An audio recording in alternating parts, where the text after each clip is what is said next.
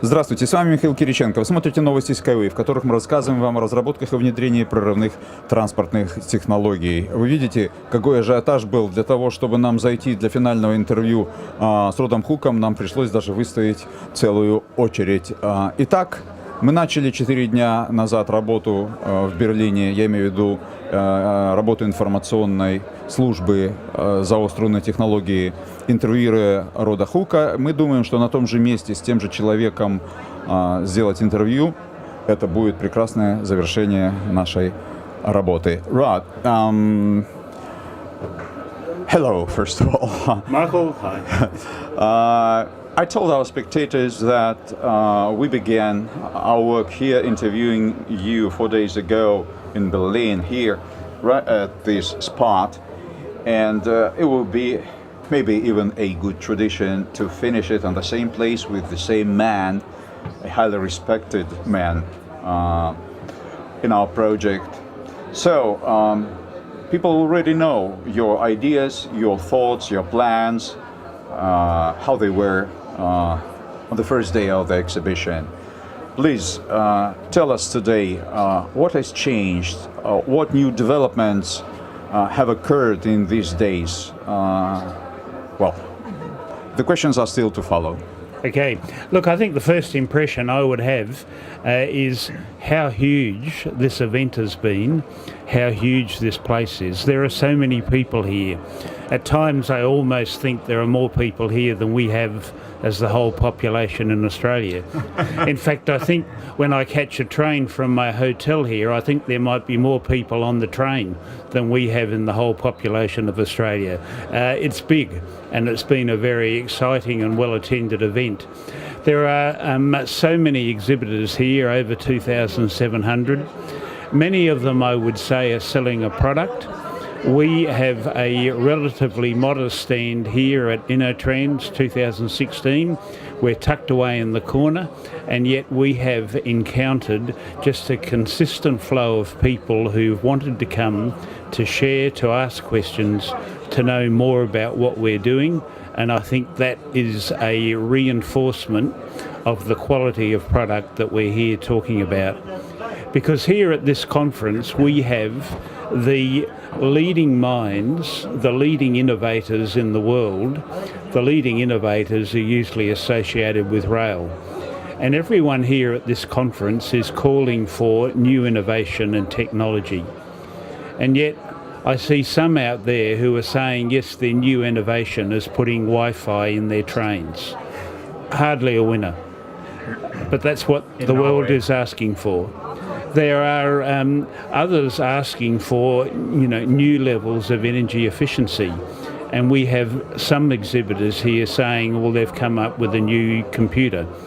There are others who are saying, well, where's the low carbon footprint and the environmental benefits? And most exhibitors here are still proposing solutions. Yeah, they're selling products. The products might be more modern trams, but the solutions are still place the rail on the ground, on sleepers, supported by ballast, divide communities or congest roads, and have traffic accidents on the ground because the rolling stock is interacting with cars and people. Or you come up with something that's new and creative, and something that above all those in the minds of many governments and clients, something that is cost effective. I think why we've had so many people here is we are an exhibit here that is unique in that we're not selling a product, we're selling an idea, but we're selling an idea that now has legs because people can see we have the first rolling stock released. We can see an example of a motor that's sitting outside, and we can easily describe and illustrate our way structure and the efficiency of what we're on about. So I'm excited to be a part of it. I'm excited to be in collaboration with our designers and our friends actually out of Belarus, and keen to see that we can continue to work to have countries like Australia embrace the solution that's here. If you go in the sky, it doesn't have to look ugly. It can look good. This solution looks good. If you go in the sky, it doesn't have to be expensive. It doesn't have to be even more expensive than putting a train line on the ground. We have a solution that is cheaper, that will save money. And we have a solution that is good for the environment, low use of energy, fully autonomous vehicles. There are so many things working for this, and getting to the stage where the test site in Belarus, see that operating in the next couple of months, and then work to get a test site in Australia are the key steps, because our marketing changes once we can point to it and say, come and I'll show you what this can do for our country or your country or any country that's interested. Thank you, Rod. And another question. A year ago, when you first came to Belarus, you were impressed.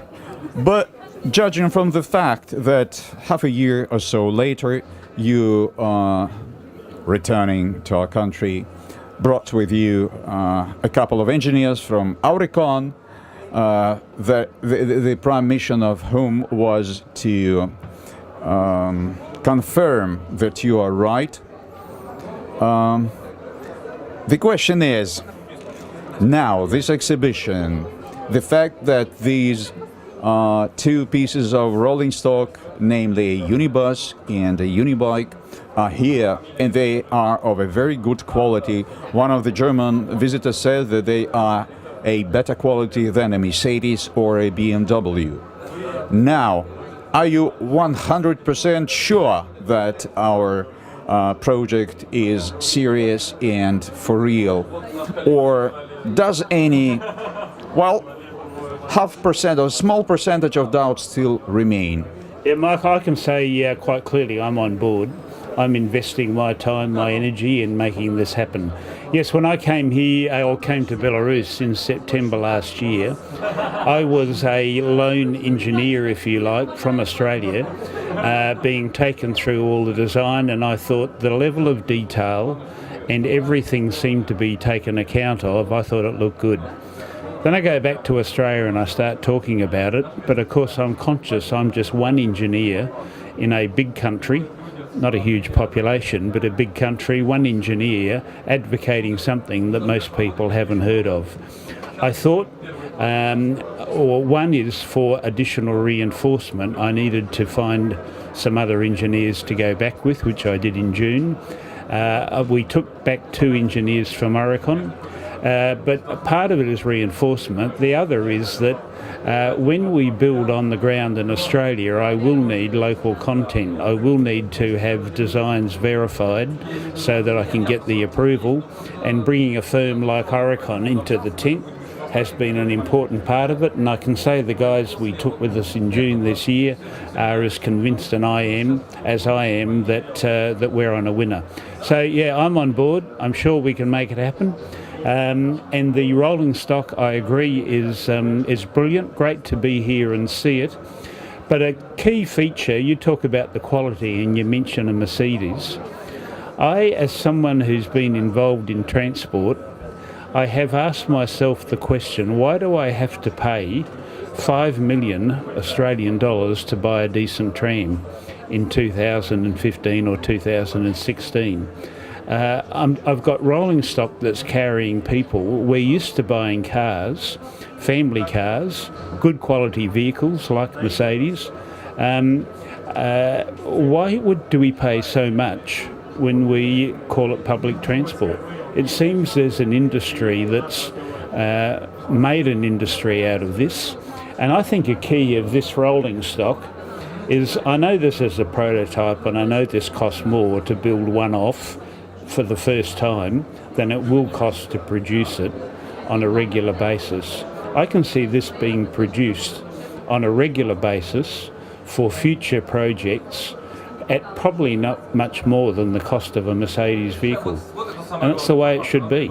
That's how good the quality is, but it's also how functional and how cost effective we're going to be able to make this work with our way structure, the design and our rolling stock. And I just think this will revolutionise transport around the world. But the key is